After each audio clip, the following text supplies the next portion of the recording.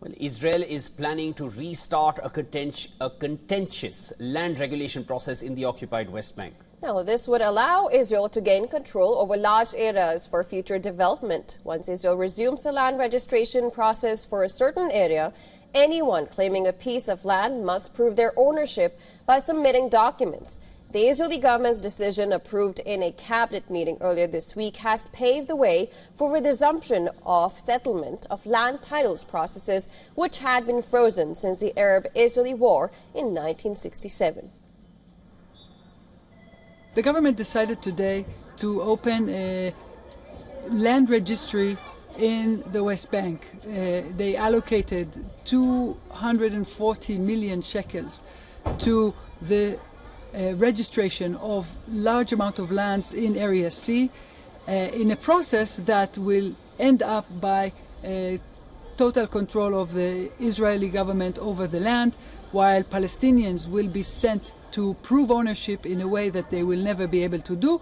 And this way Israel might take over 83% of the Area C, which is about half of the West Bank.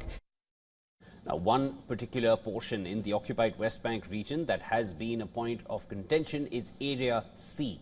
According to agreements signed between Israel and Palestinians over 3 decades ago, this area, Area C, refers to 60% of the occupied West Bank region that is under full Israeli military control. It is estimated that around 300,000 Palestinians live in Area C of the occupied West Bank region. Further, many living in the surrounding communities depend on its agricultural lands, including plots for which families retain land deeds and tax records dating back decades. Well, in recent months, Israel has expanded construction in Jewish settlements, legalized outposts, and made significant bureaucratic changes to its policies in the territory to strengthen its hold and weaken the Palestinian Authority. Advocacy groups argued that the process of proving ownership can be draconian and is rarely transparent. They also added that the land undergoing registration process in areas owned by the Palestinians would likely revert to Israeli state control. Now, following this, Palestinian Deputy Minister for Political Affairs, Omar Awadallah, has slammed Israel, saying that the decision contradicts U.S. President Trump's 20-point Gaza peace plan. He also added that the move contradicts ongoing efforts for peace and stability in the region.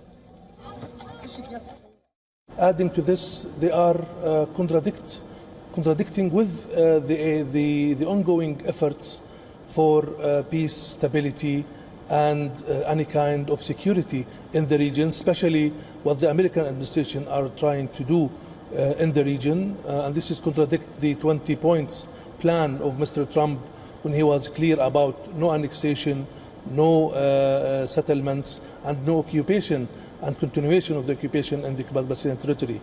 So we're seeing this as an attempt to destroy and to destruct any positive effort toward stability, peace, and security in the region. Furthermore, Palestinian President Mahmoud Abbas stated that the decision is a flagrant violation of international law and a grave escalation. Meanwhile, in Gaza, U.S. President Trump has urged Hamas to move forward with the disarmament under his plan for a post-war Gaza. In a post on Truth Social, Trump added that members of his Gaza Board of Peace have pledged $5 billion to the Palestinian territory's reconstruction.